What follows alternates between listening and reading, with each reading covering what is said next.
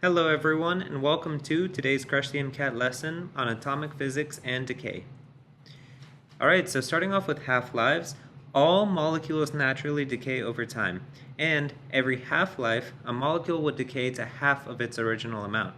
If we take a look at this chart here depicting half-lives in the bottom right, we can see n after one half-life will become n over 2. After 2 half-lives, it will become n over 4, and after 3 half-lives, n will become an eighth of its original amount. I highly recommend when you're doing half-life questions that you count the half-lives with arrows so that you can stay organized. For instance, if we have a half-life question asking us how many half-lives it took for 64 grams of a substance to become 4 grams, well, we can just write out 64 grams becomes 32 grams, which becomes 16 grams, and that becomes 8 grams, and that finally becomes 4 grams.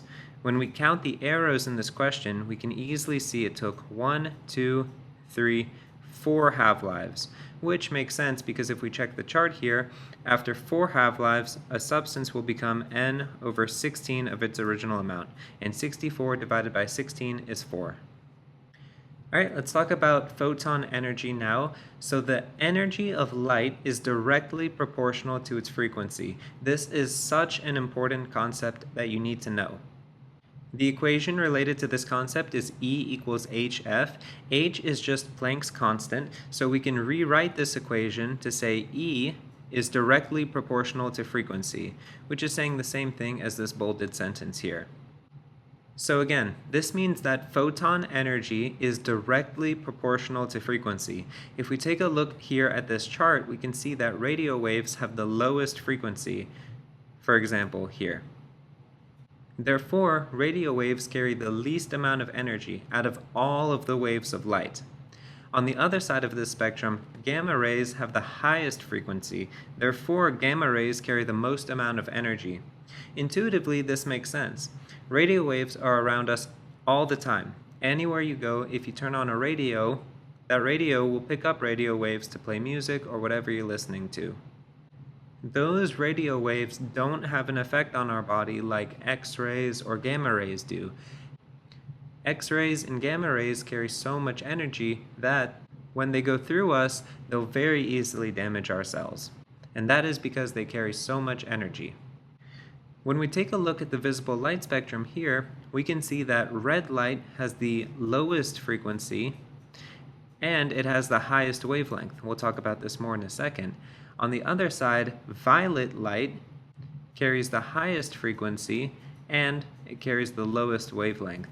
Therefore, we know that red light, because it has the lowest frequency, has the least amount of energy compared to all the light on the visible spectrum, and blue and violet light have the highest frequency, so they carry the most energy in the visible light spectrum. Intuitively, again, this makes sense. When we look at the sunrise or the sunset, the times of day when the sun is the weakest, we see a lot of reds and oranges. When the sun is brightest in the day, like at noon, we see a lot of blue light. The next thing I want to talk about is this equation, C equals lambda times frequency. C is just a constant. It's the speed of light, which is constant in a vacuum, and you should know that that's 3 times 10 to the 8th meters per second. Since the speed of light in a vacuum is a constant, we can rewrite this equation to say that lambda is inversely proportional to frequency, or lambda is directly proportional to 1 over frequency. Wavelength and frequency are inversely proportional, and this is another important concept to understand. Again, if we look at the visible light spectrum, we see that red has the lowest frequency, therefore it has the highest wavelength. At the same time, red has the least amount of energy in the visible light spectrum compared to blue or violet light. This is an important reflex to gain. Low frequency means low energy when we're talking about light. High frequency means high energy.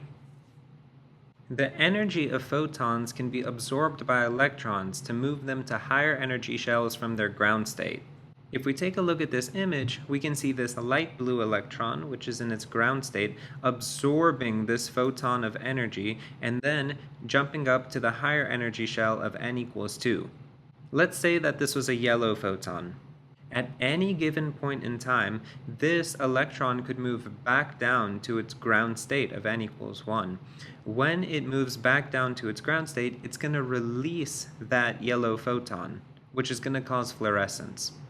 So again, the electron can absorb a photon to jump up to a higher energy state, and then at any given point in time, the electron will lose that photon and it will jump back down to its ground state. We can observe this phenomenon in an emission spectrum, and importantly, the emission spectrum looks the way it does because electrons can only move in certain quanta, or certain steps. The electrons can only move between n equals 1, 2, and 3 in this atom.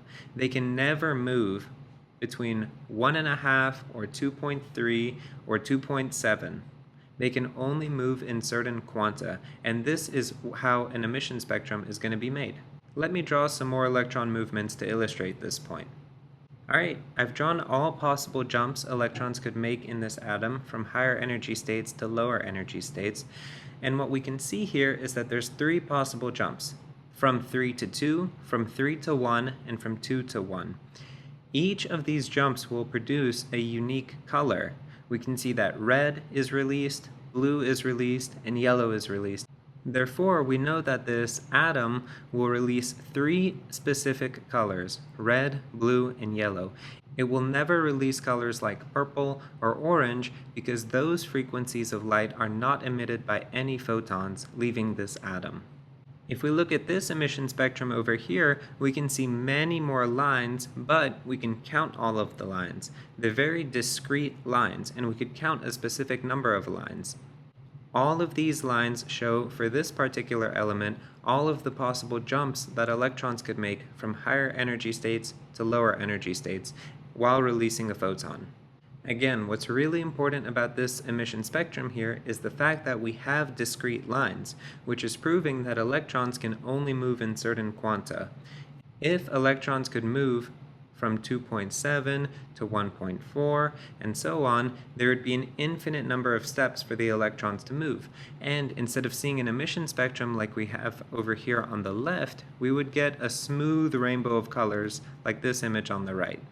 Last thing I want to say on this slide is just to remember that the Bohr model is only one type of model of the atom. You may be studying from multiple different types of models of the atom, and that's because they all explain different concepts well, but they're all trying to capture the true nature of the atom.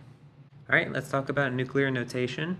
So, atoms are made of protons, neutrons, and electrons. When we talk about the atomic number, we're talking about the number of protons an element has. This atomic number exclusively identifies the element, and it's the number we see on the periodic table here identifying the element. For instance, carbon is element number 6. That means that carbon has 6 protons. Carbon always has 6 protons, and anything with 6 protons is going to be carbon. There's no such thing as carbon with 7 protons, because if something has 7 protons, it would be nitrogen. What can change is the mass number, and mass number is the number of protons and neutrons. And this mass number can change to make different isotopes. For instance, we can have 12 carbon, or we could have 14 carbon. These are both isotopes, but for both of these isotopes, we'll always have an atomic number of 6. The point of neutrons in an atom is to balance out the positive protons, otherwise those positively charged protons will just fly away from each other. So neutrons are like a glue in the atom, and you can have more or less glue in the atom to keep it together. And then briefly, for non-ionized elements, the number of electrons will equal the number of protons. So carbon isn't charged, carbon has 6 protons, so carbon's going to have 6 electrons. But if we look at something like chlorine, which has 17 protons, we normally see chlorine in the form of chloride. Because chloride has a negative charge, you know that chloride will have 18 electrons and 17 protons. You should be familiar with 3 different forms of decay for the MCAT. The first is alpha decay, which is just the loss of a helium nucleus or an alpha particle. We can see here that helium has a mass number of 4 and an atomic number of 2. We can write that out as 4,2 helium, or we could write that out as 4,2 alpha. These are both describing the same thing. Beta decay is the loss of an electron. electrons have no mass, and for their atomic number, you'll actually put -1. Gamma decay is just the loss of light. Light has no mass and no charge, so we just write out gamma decay like this, 0, 0, gamma. Some tips for doing decay questions, which we'll do on the next slide, is to keep everything balanced. You should add up both sides on either side of the equation and everything should be equal. And we'll see some examples of this now. Alright, so starting off with this oxygen undergoing alpha decay, the first thing we'll write is our alpha particle, 4,2. And now, in order to keep both sides of the equation equal, we need to see what we can add to 4 to make 16. We can add 12 to 4 so that we have 12 plus 4 makes 16 on the right, and then 16 on the left. Now we can see that both sides are equal. Similarly, for 8 on the bottom on the left here, if we go to the right, we can put 6. 6 plus 2 makes 8 on the right, and we have 8 on the left. So we checked our work and we know everything is right. Now we have to identify this element. Because the atomic number is 6, we can look at our periodic table and we can see that carbon is element number 6. So we can say with this equation, oxygen undergoes alpha decay and becomes carbon. Next up, for fluorine, undergoing beta decay and losing an electron, we'll write out our electron here with a mass number of 0 and an atomic number of -1. And now we do the same thing we did above. We have 0 on the top here, so we know we need 19 in order to match both sides.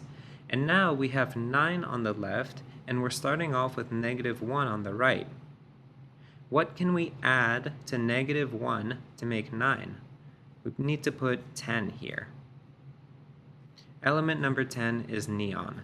So this equation is saying that fluorine undergoes beta decay to become neon. For this next one, phosphorus is undergoing gamma decay. Light has no mass and no charge, so we just lose this gamma ray of light, and the element is going to be the same, 3115 phosphorus.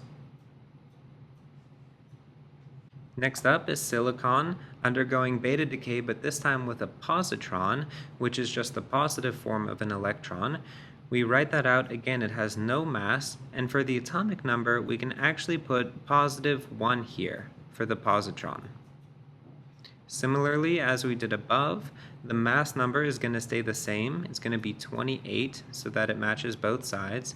And now we can see we have 14 on the left, so on the right we need to ask ourselves, what can we add to +1 to make 14? And that's going to be 13. Element number 13, looking at the chart, is aluminum. So this statement is saying silicon undergoes beta decay to become aluminum. And that concludes our lesson on atomic physics and decay.